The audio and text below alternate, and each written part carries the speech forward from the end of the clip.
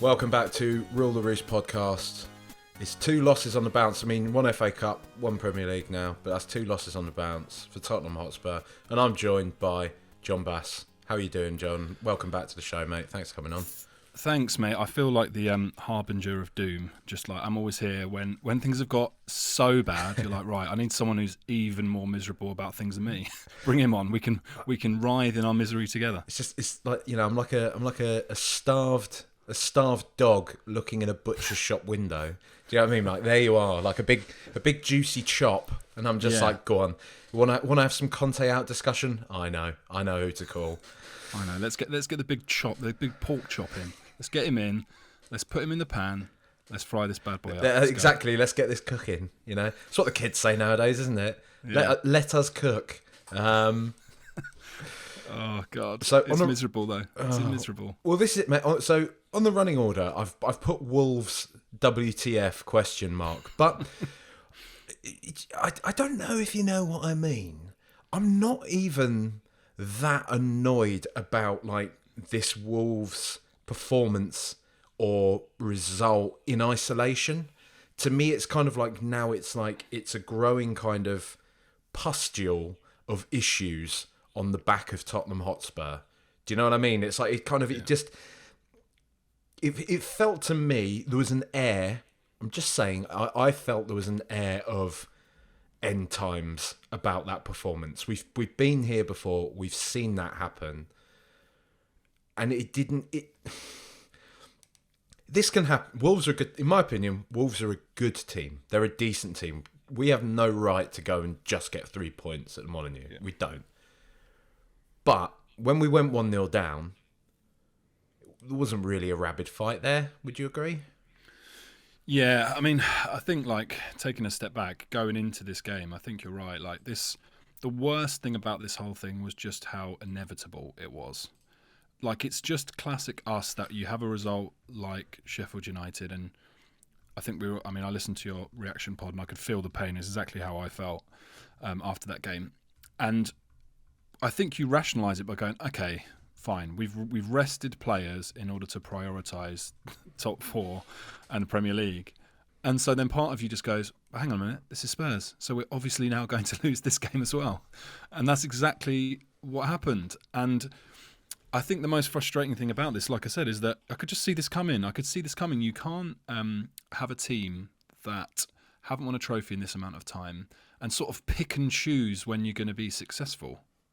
And that's what I think is sort of the arrogance of what we did in the selection going into Sheffield United bleeds into the rest of your season, because you're basically saying like, oh, we should be able to get this done with this 11 against Sheffield United. Well, we haven't got it done with our best 11. So you are basically like saying, well, we're not going to do this.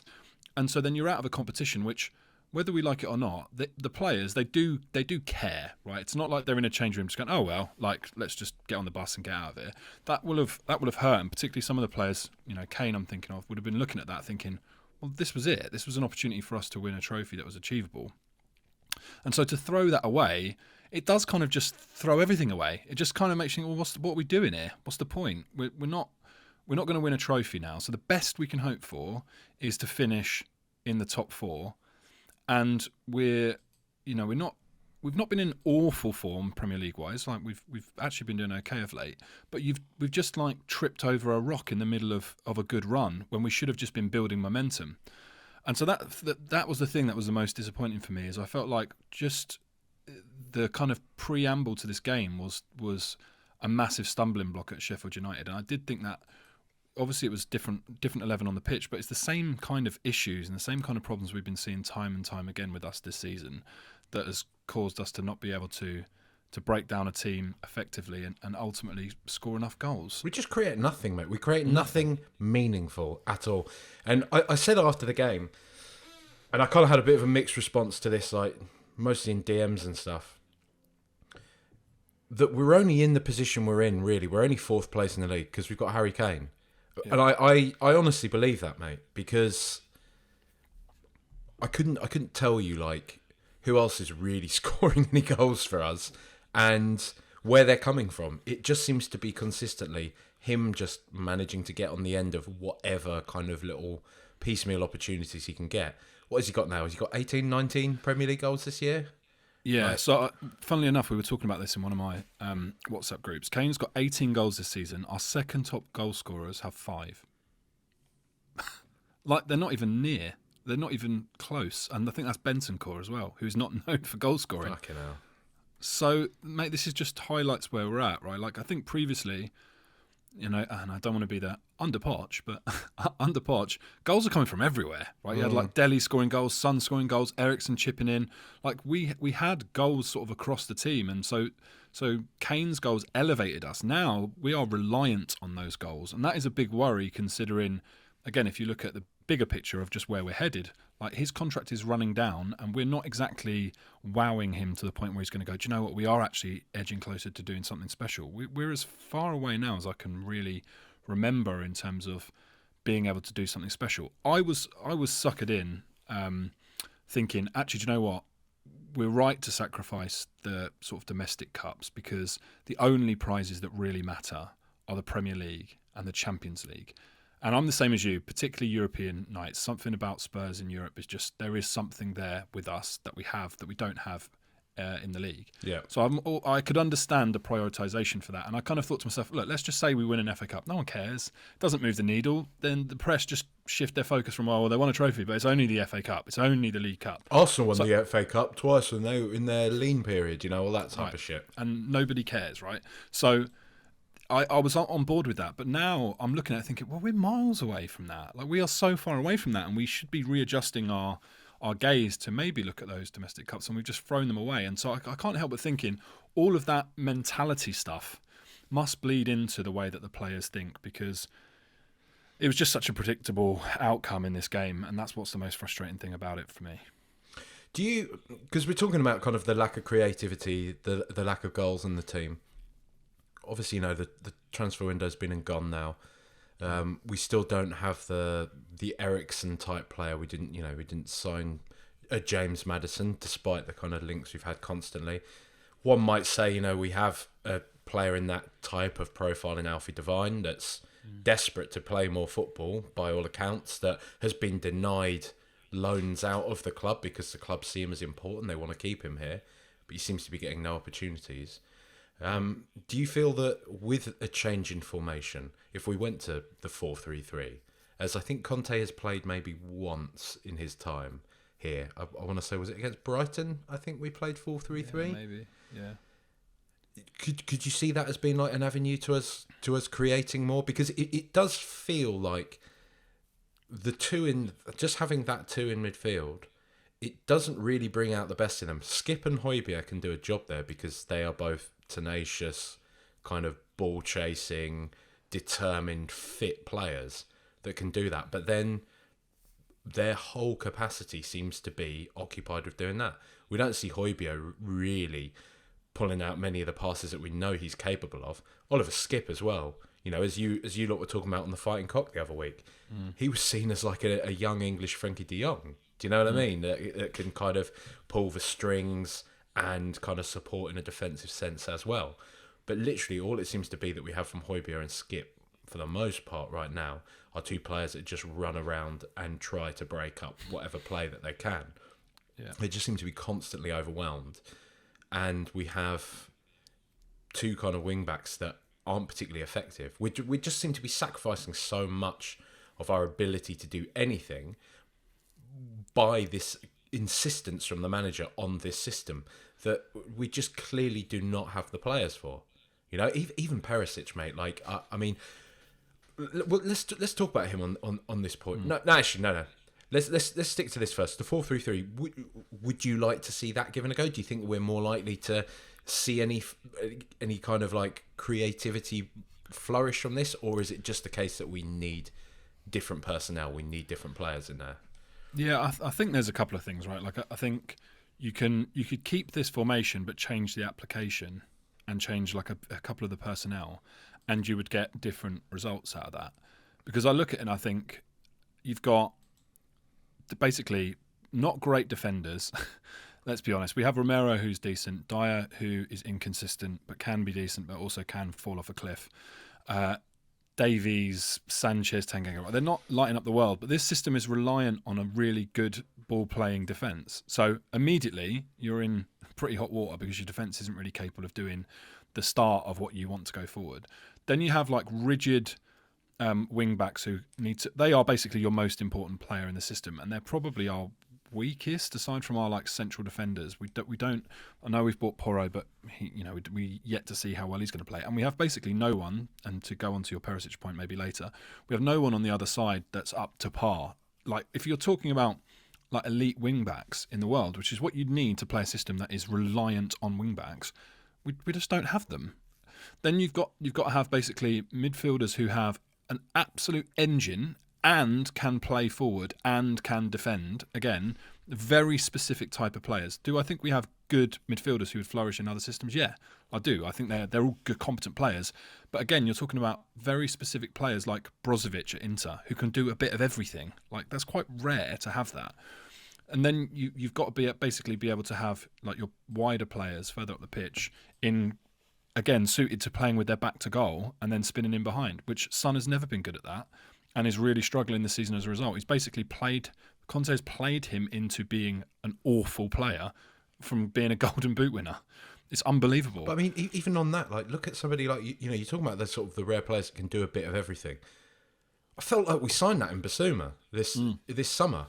And he's I mean, I know he's injured at the moment, but let's be honest, in the grand scheme of things, he's been absolutely nowhere to be seen in this season at all. And you can't help but think that is just a product of him being just coached within an inch of his life by Antonio Conte. I mean, this is one of the players that like people would regularly say, fans of other clubs, pretty much every single fan base in the country fancied Basuma. Of those teams in the bracket above Brighton were like, we could have a place for him. He has looked like one of the best midfielders in the Premier League for the past at least couple of seasons, and he's come to Tottenham, and it hasn't even just been like, it's one of those things where it feels like you can't even criticise his performances because we've barely seen him, and the few times we have seen him when he gets chucked in, you just wonder how much the pressure of him being kind of, right, okay, I'm coming on 60 minutes, I haven't played for 2 weeks, fuck, I need to make a good impression here. And yeah, I get it. One would argue that's the kind of whiplash technique where, it's kind of treat and mean, and you can test somebody in the kind of the baptism of fire sense, do you know what I mean? And then the elite will kind of rise to the top in those circumstances. But, I mean, what do we have to rely on this idea that every single player that's going to play for him immediately anyway is going to be some elite superstar? Because and that to me just kind of it just again highlights what a kind of bad fit somebody like Conte is for a club that isn't Juventus, Chelsea, and then the others, like a PSG or a Real Madrid or something like that. Do you know what I'm saying? Like, yeah, 100%. I think, to be honest, the Conte issues, and I said this, right at the beginning of the season when I really felt like things were heading in a bad direction. It's not that Conte hasn't been an amazing manager, but everyone was an amazing manager until they weren't, right? Jose Mourinho was considered by everyone in the world to basically be the best manager. And then at United, people started seeing it unravelling. He started making comments about our players are different these days. They don't, they're not men. They don't stand up and fight. And, it's different, and the mentality. And the game moved on from what he was able to do with what he was given at any given club, right? Even with the money and the backing that he had at United and the players that they had there, he needed a certain personality type or a certain type of player in order to make his way of thinking work. But the game had moved on, and so teams were playing in a way that basically countered his approach. Because, to be fair to him, he'd changed football where people did start playing. Everyone started playing 4-3-3 because of Mourinho's Chelsea, and it really transformed it. And then Guardiola's kind of 4-3-3, playing the inverse of what Mourinho was doing, kind of changed it again, and football's kind of continued to progress. I just think Conte's style of football's just gone. I think it just hit its kind of peak at Inter, and in that league now, you can see the team at the top of the league play nothing like that style of football, and they're blowing everyone away because I think football's just moved on. Nobody in the league plays like us. Now, I know you could argue, oh, well, Spurs are fourth, so maybe they should start playing a bit more like Spurs. But no one wants to watch it. No one's enjoying it. And fundamentally, if you finish fourth, you haven't won anything. Like, it's great to qualify, and we probably qualify again because we have good enough players that can make any system like good enough to score you enough goals to get you in winning positions in enough games. I just don't see enough from him going forward that this is going to change or is going to improve, and it's just a matter of time. The players just need to learn these mythical automations. I just think, and maybe I'm wrong, maybe he goes somewhere else and wins the lot. He is a 1 game a week coach with the best team in that league and wins the league. I don't think that's as great as everyone makes out. Yeah, like if you basically are given the best team in a league and then don't play any European games, or as soon as you're in them get knocked out, and then you win the league, is that really that impressive? Like, I have to be honest, I don't know that it is. And now, look, I'm not going to take anything away from his achievements. He has won what he's won, and it's there for everyone to see. But I'm looking at that thinking, is that a good match for a team who isn't the best team, who can't spend the most money, and needs transforming and needs to create a belief, which is why Poch did so well, because he built something intangible with heart and spirit and focus, which is for fans, when you know you don't have the money of a City, etc., is much easier to buy into, because we're never going to spend the money, but you can get on board with a team that has passion and fight and drive. But with Conte, we're sort of sold the dream, and it's not even his fault, right? We sold the dream of this guy wins everywhere he goes. Same with Jose. They can't do it because I think football's moved on past the style that they play, and we don't have the investment to give them the best players. If you gave Conte City and he went there and was able to implement style, they would win the league. But we're not that, and we won't be that. So I just don't think it will ever work with him at the helm. And I think we're in a position now where we are suffering, as fans, we are suffering watching players who don't really want to play this football, trying to play it because they don't want to feel his wrath, but not really trying enough to make it work. And it's horrible to watch. This is as low as I've been in terms of enjoyment of watching Spurs for as long as I can ever remember. It's honestly, no. Oh yeah, fuck it, I'll say it. To me, I find this worse than the Mourinho era, mate. I do. Yeah. I find it just as toxic, and I think it's maybe even more toxic. You know, I think a lot of what followed Mourinho was stuff that happened previously. I don't actually objectively think Mourinho was that appalling when he was at Tottenham. He definitely wasn't Man United Mourinho. And maybe we kind of stopped the rot before it got to that stage. I will concede that. But, you know, we've had Conte for 2 years now, openly just speaking in such an... Whatever you think about him, whatever you think about, like, Daniel Levy, whatever you think about, like, the club and the way we handle stuff... I just find it so hard to see past Antonio Conte's unprofessionalism in a lot of his kind of conduct, in his press conferences, the way he's acted, and you know, whatever. I understand at the moment he's in poor health. He's had kind of off-pitch issues, you know, bereavements from friends and stuff like that. That should all be considered, but let's not pretend that this stuff wasn't happening before all of that's just been mentioned. You know, it's just, like you say, it's just not fun. I saw there was a really good tweet from D-Baser, Jack, friend of the show. He tweeted, if Spurs actually finish in the top 4 this year, the other 16 teams below them should be instantly relegated. You know, and it's just like, it's so spot on, you know, because it feels like we're just kind of getting there by default. And Liverpool are way on the up again now. They seem to have kind of gotten their mojo back. But they're an interesting case as well, mate, you know, because we have kind of been like... I feel like there's been an element of like... And it's mostly other Spurs fans doing this, to be fair. But we've kind of been gaslit into just accepting that this is the only way we can ever hope to achieve anything, by having a Mourinho or a Conte. But look at Liverpool. Look at Jurgen Klopp. The kind of... You know, he was kind of in that... His Dortmund era was like...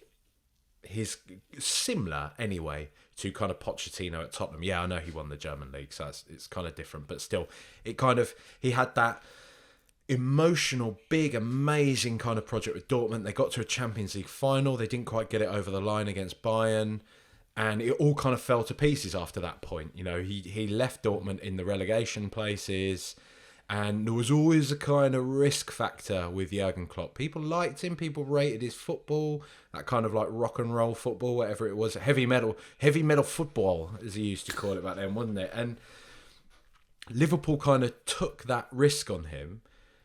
And look at it, you know, they didn't completely, all right, you know, they added in Mo Salah, but Mo Salah was a smart acquisition. Mo Salah was a player that had flopped, if you want to say that, at Chelsea, had kind of gone to a club like Roma and was doing all right in the Serie A. It was still a risk they kind of took in signing a player like him. And yeah, I understand a lot of things went well for them. They managed to sort of get Mane over the line because they had the spending power to offer him a bigger wage than Tottenham did. You know, that's a sort of interesting crossroad. But really, he also did this by incorporating into those players like Jordan Henderson and James Milner were two essential parts of what it was that he was creating there, that for years and years, people had said, maybe not so much about Milner, but definitely about Henderson. He was definitely in that Eric Dyer bracket of not good enough, 100%. Bit of a donkey, all right on his day, but not good enough if you want to win something. He was the fucking captain that led them to a Premier League and a Champions League. You know, and it shows you, like, we remember when they were at their pomp, Liverpool, this is only a couple of years ago, he could bring anyone in. They could get an injury and you'd kind of think, oh, maybe the wheels are going to come off it. Oh no, that random kind of squad player or academy player still looks fucking bought into this and is giving every single thing to every single moment that they get. We just don't have that, like, in this proven winner in Conte. We clearly have this whole kind of, I don't know, culture of fear, culture of just, it doesn't look happy. It doesn't look like anybody's bought into anything. And like I always bang on about, what have we been sold, mate? What is this vision? What is it that we've been told? Because all that he says is, oh, you can't expect me to compete with teams like Manchester City and that. What? Like, what? Why is this just like, oh, he's telling it like it is. Fuck Daniel Levy. Fuck our pathetic joke. Our pathetic club. What? No, I don't buy this. I don't support Antonio Conte. I support Tottenham Hotspur. And I know that I've seen that we're better than this. You can say all you want about Pochettino not having won something. We got to a fucking Champions League final. We were in 2 title races. Don't tell me that what we had then was not better than this, with less than what Conte's been given as well. So don't tell me that this is the only way we can do anything, because I I'm not having it anymore, John. I'm not having it, mate. I'm not having it, mate. No, I agree, mate. Liverpool's a great example, because if you look at that squad, like, give or take a few players here and there, but basically, like, Mane from Southampton, Spurs could have signed him. Like, he would have been in our bracket. Okay, maybe he chooses Liverpool over us, but broadly speaking, right, price-wise, we definitely could have afforded him at the time. We decided not to pursue that one. Firmino was a bit of a left field punt from, I think he came from Germany, in Hoffenheim or something like that. But again, in price bracket was available. We could have signed him. Salah, again, another one. Like, they took a punt on him after. I mean, he ripped us to shreds when he was at Bâle. And I remember thinking, fuck me, that lad's a real player. Then he went to Chelsea and did nothing, and then obviously went back to Italy and was doing well over there. So, but again, not talking about like hundreds and hundreds of millions like a Real Madrid would spend on a front line, like very achievable, smart acquisitions. Players like Wijnaldum from Newcastle. We signed Sissoko from Newcastle. Who looked at that and thought, oh, they've got a couple of good midfielders, which one should we go for? And picked Sissoko over fucking Wijnaldum. That's just incompetence. Again, not a big expense. Henderson, same thing. I know they spent a lot of money on him, but they kept him and they made him work within that midfield. Robertson from a relegated team. Like Trent Alexander-Arnold come through their academy, they just thought, fuck it, just put him in, see how good he is. Like, gave him more than enough time to actually play, rather than just go, oh no, he's not an established Premier League player, we have to find someone else.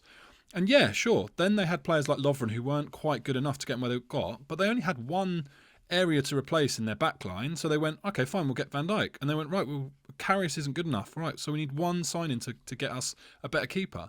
So essentially, out of that, the ones where they really spent big money was Alisson and Van Dijk, because they did so much good work on what they were doing in terms of the rest of the pitch.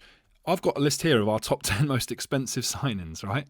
Reguilon, 30 million, flop. Soldado, 30 million, flop. Bergwijn, 30 million, flop. Lo Celso, 32 million, flop. Moussa Sissoko, 35 million pounds. GBP. Davinson Sanchez, £42 million. Romero, 46 million. That looks about right. He's fucking decent.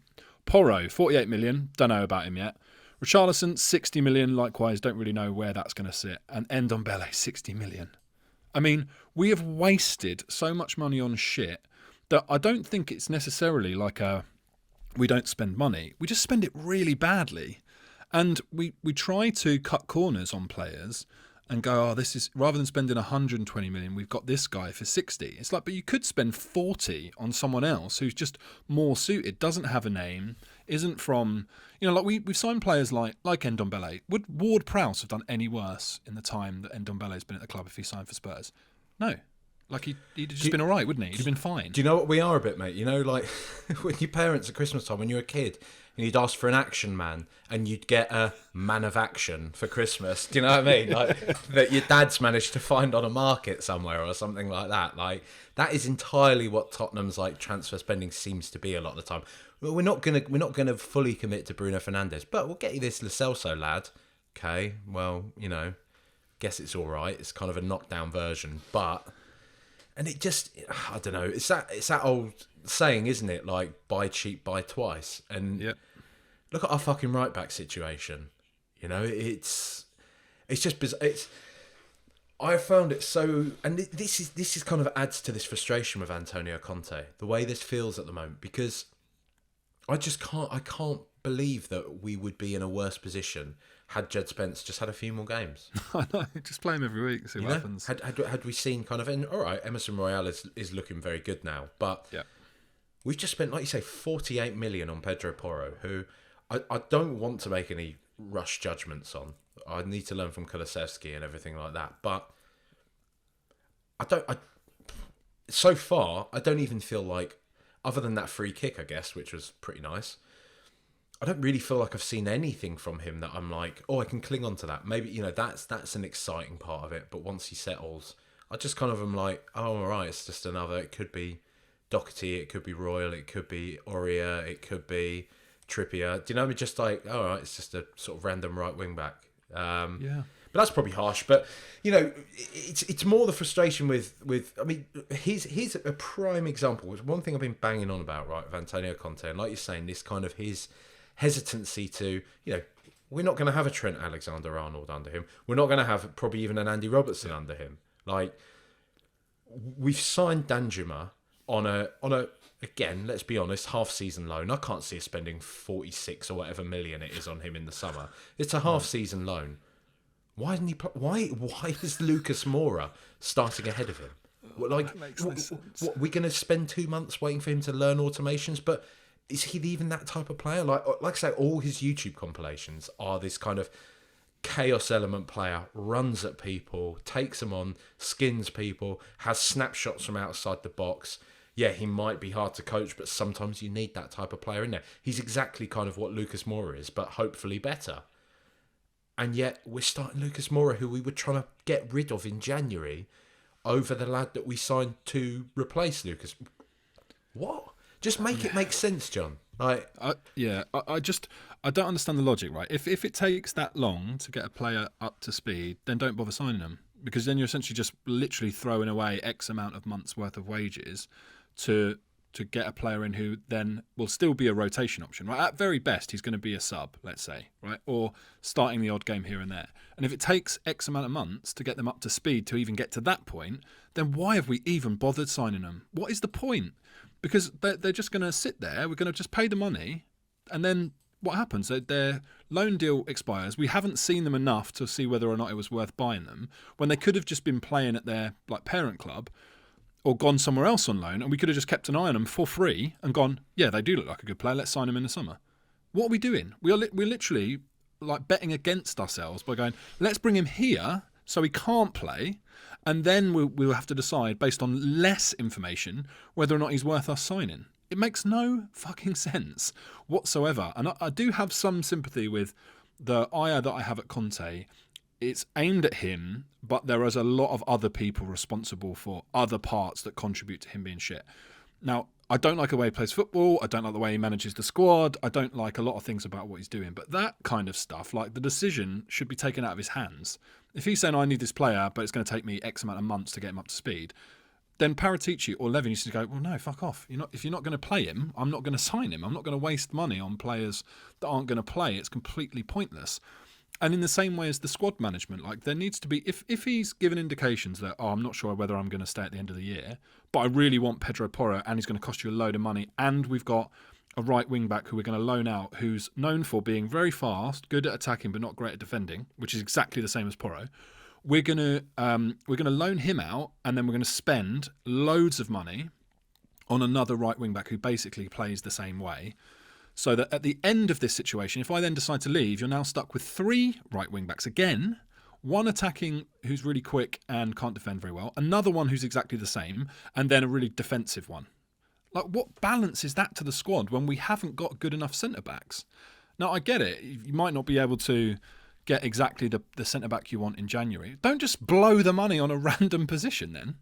And also, we've known all season that we need like a James Maddison has been the name, but like a quote-unquote creative midfielder to change the system. We must have been able to get someone for 60 million we spent on Porro, whatever we've spent on him. I just honestly have no idea what we are doing. Like, I just don't get it. Like, nothing is making sense. I feel like we basically need a hard reset, clear everyone out, like all of the coaching staff, all of the sort of Paratici, get rid of them all and start again. And basically go to Brighton and go, how much do you want for your entire scouting and coaching setup? How much? Name your price.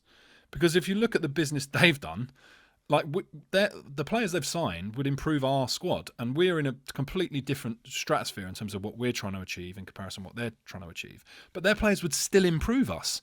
So imagine they were able to have, go up a couple of rings in terms of budgets, but still add those Matomas and Caicedos and these players that they're picking up out of nowhere. Like, what are we doing? And we were really good at that. If you remember, like, the kind of Yol era onwards, we were really good at picking up kind of young, talented, like, players from lower divisions. I'm thinking, like, Lennon, players like that. Even, like, the Dawson's, Huddleston. Like, these sort of players, like Walker, like, that came in and just, like, did well for us on a budget. Walker's probably the greatest ever Premier League right back, right?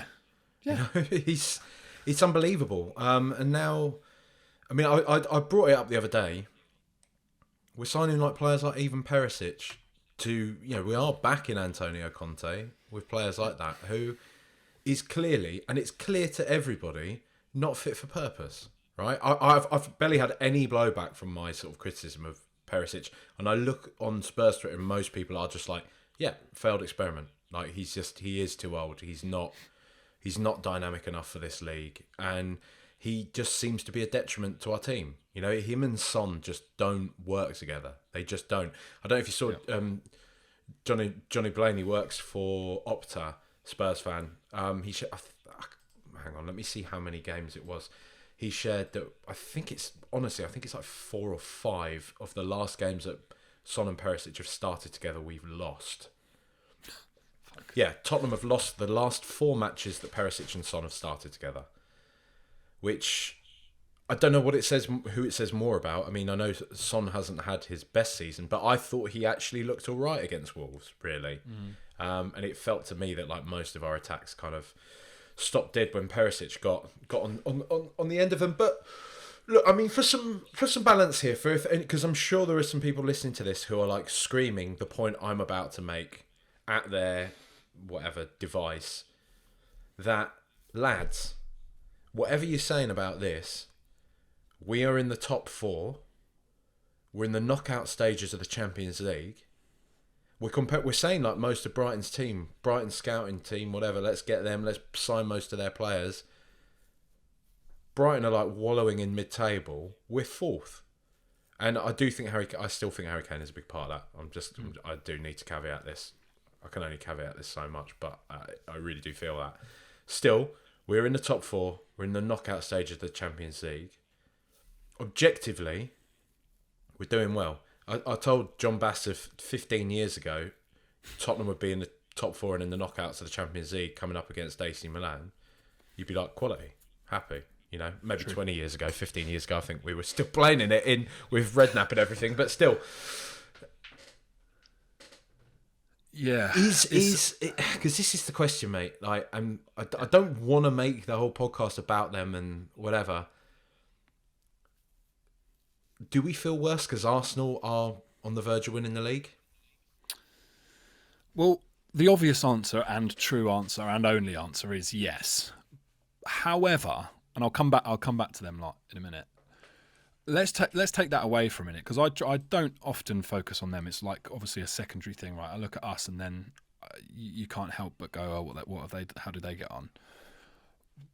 But if we had been playing exciting football but were flaky, like I'm thinking like Redknapp, right, where it was so fun, but when we'd lose a random game to like West Brom or Portsmouth away or something, and it would just be infuriating because you'd be like, we're so good, but we're also so shit still. How annoying is that?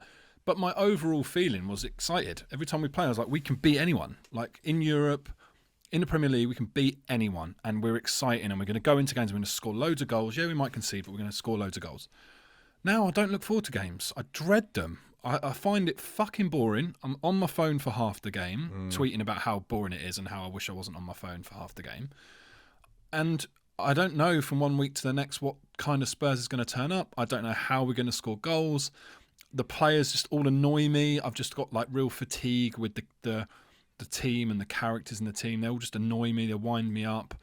And then every so often we'll pull out a good performance. And I'm like, oh, okay, like maybe there's something here. And I do still think, like, looking at the young players we've got, I can see a future. But right now, I look at it and I don't enjoy it. So I'd say to those people who are saying, well, we're in the knockouts in the top four. Are you enjoying it? Because if you are, fair fucking play. Like, great. I'm actually really happy if people are enjoying this season. I've enjoyed seasons where we've finished in much worse positions, way more than I'm enjoying this. Now, maybe that says more about me than it does about Spurs, but I'm finding it really hard. Like, I'm just not enjoying that. And maybe it's just because it is like Conte's football, and, you know, maybe I'm just a baby and I want nice football. And maybe it is a combination of what those lot are doing down the road. It certainly doesn't help. It definitely is compounding the issue, because we were so much better than them for such a long time and ultimately have nothing to show for that. And they're going to go be the best team in the country to being shitter than us for nearly a decade, still winning somehow 2 FA Cups in that time, and now winning the fucking league again. Are you having a laugh? That is mental. And so, yeah, of course it's going to impact people. So, yeah, again, if you somehow are at peace with that and go, okay, that's fine because we're going to finish top 4, fucking good on you, because you are a much better person than I am. Honestly, mate, I cannot believe that they're doing what they're doing. It's so annoying. I know personally that, like, it really is. It's honestly, and I wish it wasn't this way. I wish football didn't affect me in this way. It's a black cloud over me every single day, and everything that I do, I just remember that they are probably going to win the league, and that little fucking toad, Mikel Arteta, is going to be immortalised. Oh, God.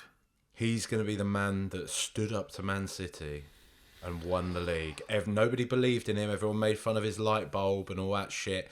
Maybe they'll lose to Norwich. We all had a good laugh then, didn't we? But we're not fucking laughing now. And I cannot believe it. I mean, people say, well, you got to say fair play to him. No, I fucking don't. I don't want to.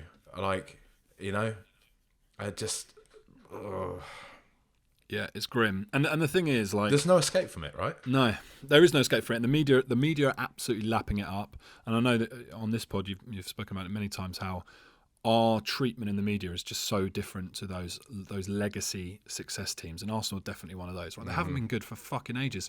And now, you know, I'm even seeing like articles where people are like, oh, so-and-so, like Liverpool are going to sign this player to compete with the likes of Man City and Arsenal. Like Arsenal suddenly some fucking powerhouse. Well, they haven't even won the league yet, and now they're like in the same breadth as Man City, as being talked about as the 2 best teams. I'm like, this is just really, one, is very premature, and 2, it's just sickening, because if it was Spurs in that position, that would not be what was being said. It would be an anomaly, a freak. How are they doing this? Unbelievable. Anytime soon they're going to bottle it. But with Arsenal, their treatment in the media is completely different. And again, this idea of like, oh, they're a big club with history. Yeah, history is exactly what it is. They haven't won the league for a long, long time. So those players haven't experienced that. So it's not like they have some, you know, inherent need to win the league. It's not like if Man City now went like 5 years without winning the league and the same group of players were there, you'd be like, well, they've been there and they've done it.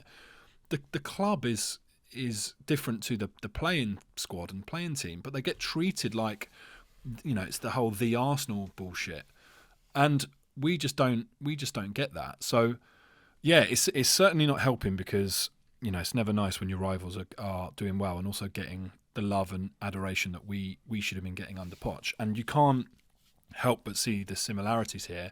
And the main difference, aside from all the media bias and the sort of football hubris that goes around, is they backed Arteta when things got tough, and we sacked the man who did more than any other manager in the Premier League era to take us forward.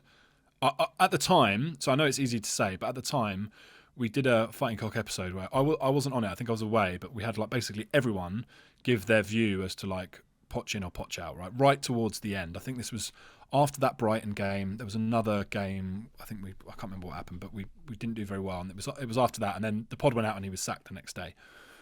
I think at that point I was still the only person basically saying, I can't believe we're even debating sacking him. I don't understand why we would do that. Like, this is the first time in his entire time at Spurs where things have got tough, and now we're going to pie him off when we know we have had no investment for 2 transfer windows. Fair enough, like that the window before he got canned was Ndombele and Lo Celso and all that, and it didn't go to plan.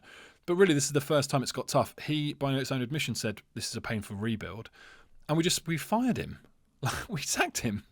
It was absolutely unforgivable. And again, look at Liverpool. Now, we don't know what's going to happen with Klopp going forward, but they've had an awful season. I haven't really heard anyone, certainly not from Liverpool, the fandom, talking about we need to get rid of Klopp.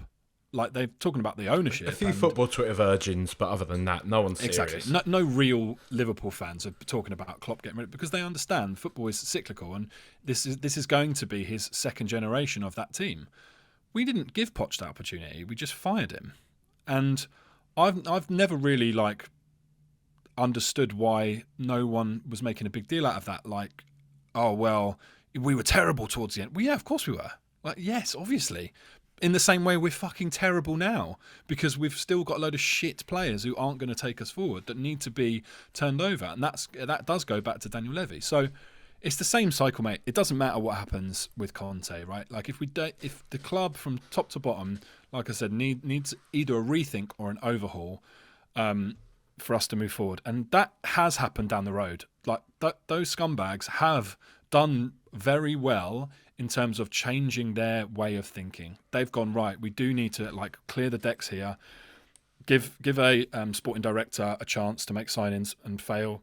Give a manager a chance to make signings and fail, but we pick them based on their philosophy, and we give them a proper amount of time, like multiple seasons, to implement what they're trying to do. And until we do that, I don't think we'll ever compete, because we're never going to be in a position where we're going to have the big bucks to just blow like 400 million in a transfer window and completely overhaul the squad. We have to do it in a more organic way. And that's what really galls, I think, deep down, that's what really galls everyone, is they've kind of done it, quote unquote, the right way. And they've done it with, all right, they've spent a lot of money, but they've spent within what they're allowed to spend. So they're going to be capped, I think, for the next couple of seasons. But they won't give a shit about that when they win the league, will they? And that's what hurts, is it's held a mirror up to all of us. And unfortunately, we don't control the spending and decision making at Tottenham. So we as the fans just have to eat the shit, and we have no control over it. So it's not fun, mate. It's not but it's fun. just it is how it feels, because I think in the wake of Sheffield United, you can't put this on. Some people are saying like you can't put this on, and I get it. I think I do think like there's an overcompensation in defending Daniel Levy, because there is such a kind of wobble-headed Levy out. People talk about him like he actively actually doesn't want us to win stuff. Do you know what I mean? Yeah. They come out with these kind of weird conspiracy theories about him, the kind of, let's be honest, the sort of borderline or just pretty much out and out anti-Semitic stuff you see about him. And I think and I do get why there's a reaction to kind of like close ranks around him and be like, well, he's actually done a lot for the club, which I do believe. I do believe he has. I believe he has turned Tottenham into a super club. I believe that he has put us in a fantastic position now to be able to compete at the very top. Just in my opinion, he's showing now his lack of experience of being a chairman at this level. Great, he's built the team, but now that we're here, I don't think he can go like head to head with some of these like big old giants and stuff like he thinks he can. I think he is still seen as like an upstart. I think he winds people up. Obviously, from how he's been in the past when they've all wanted to buy your Berbatovs or your Modric's and stuff like that, and he's kind of, but that stubbornness in him and that kind of aspiration that we can be more, that we don't just need to be feeder clubs to these teams, is what's projected Tottenham, propelled us to where we are now. But I do feel that like you don't get to build this spaceship massive stadium that we have all these franchises, charge the fans the sort of ticket prices that we do. The events and stuff, by that I mean like the NFL, the events and things. What I mean by this is that we're a global club. We're on the world stage now. We are, the name Tottenham Hotspur is whatever, it can be derided, but you know, what is it? Loved adored, never ignored kind of thing. Hated, adored, never ignored. But we're up there.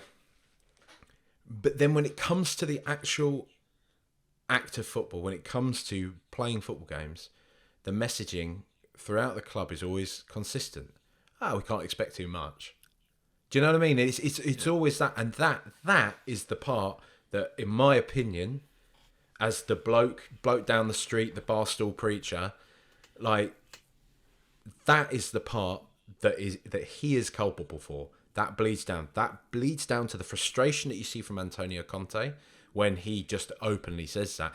Pochettino said it as well, to be fair. You know, Pochettino spoke about furniture and all that type of shit, you know, his weird metaphors that he always liked to use.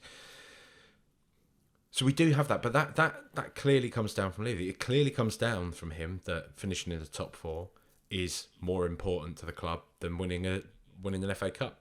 And in an objective, cold business sense, yep, you can understand that. But I do think that they misjudge this shit too much now. And it's for too long. When we're building the stadium, I think we can understand the business pragmatism over winning an FA Cup or a League Cup. I think we were all on board with that, loath as we were to admit it. I think the majority of Spurs fans I spoke to were like, I get it. We need as much money as we can because we're building this stadium. It's a period of transition for the club. Champions League football is important. I get it. Now we're here. There's no excuse for Tottenham to not be competing for an FA Cup and competing for a Champions League. There just isn't. We cannot continue to placate this idea that we should just sit and be patient and be thankful for what we get, because we pay the most expensive ticket prices in the country. I barely go to Tottenham anymore because I can't really afford it. And I used to go like pretty much every week to every home game anyway. Do you know what I mean? It's like circumstances change. It's not all just about that, but it's a major factor in it.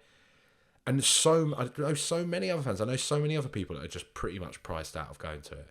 But yet we still have to sit here and be like, well, you know, we can't expect to be the best team in the country, though. But why not? And if you can't deliver that anymore, like if the ownership, if Levy, if ENIC feel that it is literally beyond them to make Tottenham the best team in the country, then now it's time to step aside and let us enjoy it. You know, like let us dream about maybe winning the best stuff, maybe being the best team in the country, because that's not what you don't follow football for pragmatism, for cold hard reality. That's what life is about, right? Yeah. Life is about, I'm never going to have a six pack, you know, I'm never going to be a millionaire, and you reconcile this and you make your best of like your lot in life. And we all do that, and that's fine. Football's supposed to be the fucking escape from that. Football's supposed to be like the pasture for us to like dream and for us to like act out. Seeing these fucking like modern day titans, you know, go out and play football in a way. We sit and shout at them, say you should have done this, you should have done that. Like we'd ever be able to do any fucking better than them. Do you know what I mean? But it's there. They like live out the dreams of like anybody that played football and stuff when you're a kid. They can make all that happen. And yet we're consistently just sold this vision of, oh, well, we can just make do with our lot. Oh, fuck off, man. Like, you plaster to dare is to do on every single bit of merchandise and everything like that. And yet the message from you is always, well, we can't compete. It's bollocks, man. And I just feel that like everyone, and I have been so on the fence with like Levy and ENIC and all of it. But I really am just at a point now where I'm like I say, I appreciate all the good stuff, but now, where we are now, look, we gave you White Hart Lane. You took it. You took it from us. You knocked it down. You knocked down the place that, yeah, I know we eulogise about the place like it was, the best place ever. But it's, it's the first place I ever went to a football match with my old man. Do you know what I mean? Like, there's so many, like, memories we've had in that place. But we entrusted it to the stewardship of the club, knock it down and make everything better for us. And we're still getting the same shit that we were getting told before they knocked it down. Oh, well, there's something else now that we can't, I don't know. I feel like I've been waffling for a while here, mate. Like, but it's. No, I'm with you, mate. I'm with you. And I think this is the thing, isn't it? I think that, like a lot of things in the modern world, you have to be on one side or the other. There's no space for nuance. And the nuance here is you can be grateful for what Levy's done on the business side and putting us in a position, and also be frustrated at him not being able to or willing to push us on to the next level, which would be to start winning things and really, like, be one of the major forces on the field. I think that's completely acceptable. That's where I am. I'm like, look, I'm not going to hate the guy for getting us consistently into the top four and dreaming of winning the Champions League and having a brand new stadium. I don't know why I would. Like, I'd be grateful for that. In the same way as I'm grateful for Steed Malbronk being a decent midfielder for like 9 games a season. I don't hate him because he was crap in the other ones and he wasn't as good as Moussa Dembele. It's just, that's part of the process to get you where you need to get to. And so I think it's the same with the chairman. He's just taken us as far as he can, essentially.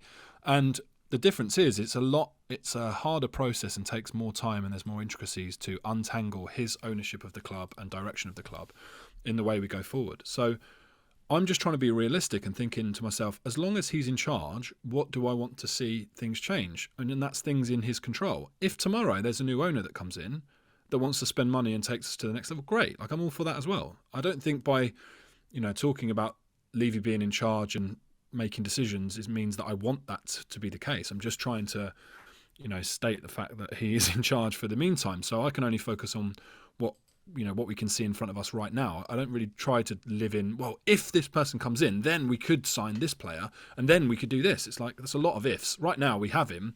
So what have we seen from him that will suggest what's going to happen next?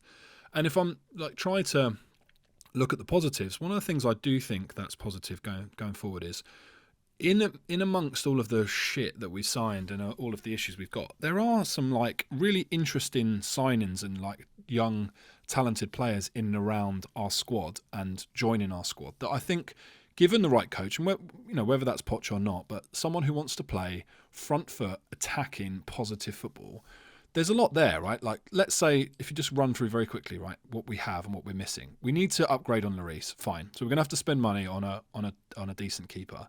Well, just from an exciting point of view, it's like, we've had Lloris for basically a decade. Like, it will be quite exciting to have a new keeper and spend a bit of money on a keeper. We've got Destiny Udogie, who's been, by all accounts, doing really well in Italy, coming in as like a left wing-back type player. We've got Jed Spence and Porro, 2 really offensive like wing-backs on the right-hand side, and Royale, who is more defensive, so it just gives you a nice option, right?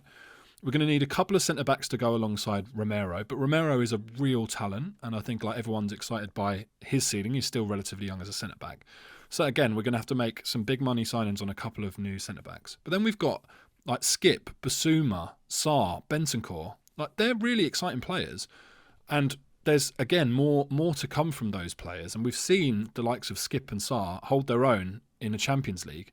But not a lot of players at that age playing together as well, not even with someone more experienced alongside, would have held their own in the way that they did. That was, for me, was a big tick in the box of how good their potential is. Kulusevski's not old. He's still a really like promising young up-and-coming talent. He's basically the same age as Phil Foden. The way people talk about him is like, oh, all the best years are yet to come. Well, that's the same as Kulusevski. And then, you sprinkle in the mix of that, like someone like Kane next season, who is probably going to be his last. If we don't, renew him or sell him, that will be his last season for us, right? Going to be properly motivated by that.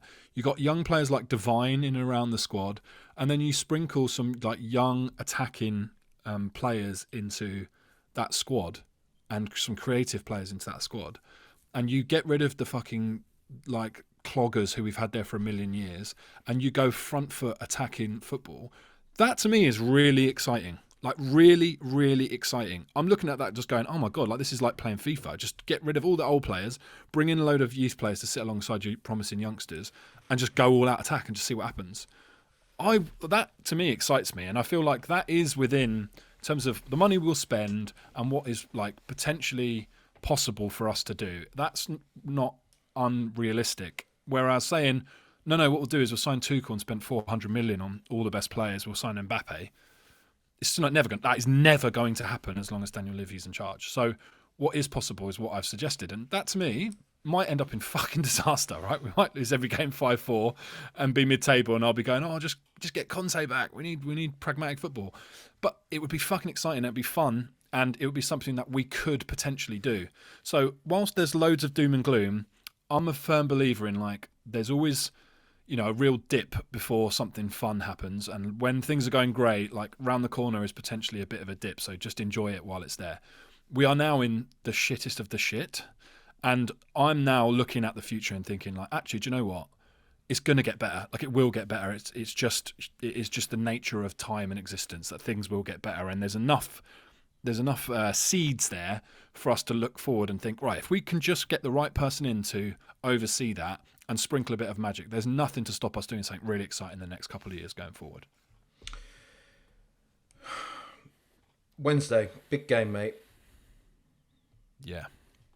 If we go out to that, things are going to get pretty tasty, you would say. Yeah.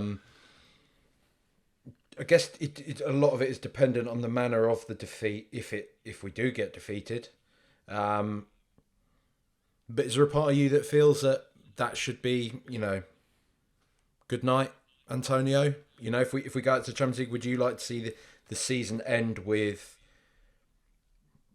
a next gaffer in charge, or at least kind of, the moves in place to bring in the next person who can start to assess the squad? Yeah, I mean, I would have sacked Conte in January. And I actually didn't think he would make it out the month because I just thought, well, he's not extending. He's at the time he was being like very pig-headed and all the rest of it. And I thought that we had a bad result as well. I can't remember what it was, and I thought he's not going to make this because he's just going to lose a couple more games. But then people pointed out to me, look where we are in the league, and then it was like, well, we're still in the FA Cup, we're still in the Champions League. Now it's like, well, we're out of the FA Cup, but we're still in the Champions League. If this goes, then he has to go, doesn't he? Like it gets to a point where it's like, what are we doing? Because essentially we are wasting time for our next manager to get through the sort of assess, figure things out stage that will ultimately be the start of next season. Why not just accelerate that? Let them do it at the end of this season, like blow it up, find out a few things about a few players. Then you've got a whole summer to really work out your transfers and work on your ideas, and then you can come into a season actually like ready to go. So, yeah, if we go out, I would definitely fire him. And in my dream scenario, Poch is available right now. You go back to him and say, okay, like let's finish the business that you started. Like let's get this moving. You know that he would be able to assimilate into the club really well because he's been there before and he knows all of that stuff. So it would just come down to, right, let's just concentrate on the football and let's figure out how we're going to make this, who you want to keep, who we're going to get rid of, and really start planning properly about, right, let's really turn this squad over. Like, let's get rid of the players who are not going to be here. Let's start getting deals in place for them now. Let's start identifying targets now so that we can get them in early in the summer and get the business done. But we won't do that. We literally will not do that. We will just drag our heels until the summer. Then it will be a back and forth about Conte staying. Then he won't stay. Then we'll try and get someone in. Poch will have gone somewhere else, and it'll be a shit show. But, we can but hope. Because that was going to be my next question. That's it, right? It's Pochettino. Because I don't even buy that it's, people say, oh, you're just speaking with your heart, not your head. I think heart and head on this one now. I think he's really... I'm kind of starting to reconcile the fact that Harry Kane's probably going this summer. Like, whether Conte... I think even with Conte stays or not, I think Kane is just done at Tottenham now. And the only real person I can see that can give us a guaranteed lift if we go through the loss of Harry Kane. I mean, he's not going to die, touch wood, But you know what I mean? Like, losing him in a playing capacity. Yeah. Is Mauricio Pochettino. And for all the reasons you stated there, he knows the club. He knows how it works. He works with Daniel Levy. He part built this stadium. You know, like it feels like there is unfinished business there. And to me, though, it feels like this is the now or never moment, because I think 3, 4, 5 years down the line, he will be too old and too much time will have passed. But now I feel that there's still that opportunity there where he can come in and just kind of raise something in this team. Do you know what I mean? Yeah, I think as well, just like outside of, because I'm the same. I'm like, is it heart over head? And also just think, I don't care. Like I wanted Conte because in my head I was like, well, that makes sense. He's the best manager available in the world right now, and if we want to try and win things, we should get him. Right? That was my head, and that was completely fucking wrong. It doesn't work like that always. So I don't care if it is just 100% heart. I want Poch back because, you know, he gave us the best moments in my sort of Spurs watching life that I've had, and I loved the feeling around the club, the intangibles of what, you know, we were so united as a fan base, and there was so much enjoyment about the football we seen on the pitch. And what people forget, people will always focus on the end, right? Oh, it all went to shit, we were playing bad football, blah, blah, blah. Fine. But these are different circumstances coming back into. This is you finally get to do that rebuild you always wanted to do. And when the team he inherited was a bag of shit, and he had to rip that up and start again. And at the beginning he struggled a little bit, right? It was a bit awkward and a bit messy, but you could see what he was trying to do by, you know, implementing his style, and because it was front foot and enjoyable in that sense, you could kind of get behind it. And he's going to have to do the same thing again. And to be honest, if Kane leaves, there isn't really anyone else that I would rather come into the club, because he will understand what it's like to basically have to rebuild a team and make that work in the confines of a team and a club that he loves and cares about. And so I think he would handle that situation better than most, because he understands, you know, how that would make us as a fan base feel. And, you know, also I just look at it and I think his sort of best skill set is galvanising a squad of sort of young, hungry players. He did that at Espanyol, he did that at Southampton, he did it with us. When he went to PSG and it was a win-now team full of egos, it didn't quite work because they don't have the same level of hunger. And many a manager has blown up at PSG that people somehow seem to think that means that Poch was the only one who did badly there, even though he had the same outcome, which is win the league and not win anything else. So I just think it makes a ton of sense for a load of footballing reasons, and I think it makes a ton of sense just from like emotional, intangible fan love reasons. And I just want someone who gives a shit about the club, who treats the club with respect and love, to come in and be the figurehead of the club again. That's what I desperately want, and that's what he represents. It would also be quite nice, wouldn't it, John? That first match back, just hearing his magic, you know, ringing around the stadium. Right. His face, he'd have tears in his eyes already. Do you know what I mean? He'd be looking up, clapping everyone. I just want it. I want that fan fiction, you know? Same. And just imagine just comes back and then we do win something. Like how actually amazing that would be. Like he goes through all that shit, goes to the shiny PSG, and it wasn't all roses. We bring in Jose and Conte, and it wasn't all roses. And we get back together and we think, actually, this was always meant to be. This was destiny. And then we fucking go and win like one of the big pots. We win the Champions League. Like if that's it, if Poch comes back and then in a couple of years we win the Champions League and nothing else ever again, it was worth it. I honestly, I might consider just going, yeah, that's enough for me. That's been great. I'm going to take up fucking golf or fishing or something, because that will be the pinnacle. I give much more of a shit about like the emotional storylines of football than anything else, right? All the technical intricacies, the stats, and all of that stuff that people love is great and good for them if that's what you enjoy. I love the idea of a player like Harry Kane staying loyal at Spurs his whole career, and at his last season, Poch comes back and they win the Champions League together, right? And delivering something magical in one moment. That to me is what makes football poetic and beautiful and an exciting thing to be passionate about. Not people going, what's he won? What you ever won? Like there are plenty of players who've been at a million clubs and won loads of stuff that no one gives a shit about or will ever remember, because they contributed next to nothing to that. And then players like Totti, who we all remember, Batistuta, who we all remember, who were individually brilliant for their clubs and did stuff that was amazing for their clubs. That's the sort of myths and legends you hear about. You don't hear about Jimmy Traore winning the Champions League for Liverpool. Like, no one cares. So I just want that. I want a fairy tale ending for us as a fan base. And if that's with Harry Kane as well, that would be beautiful.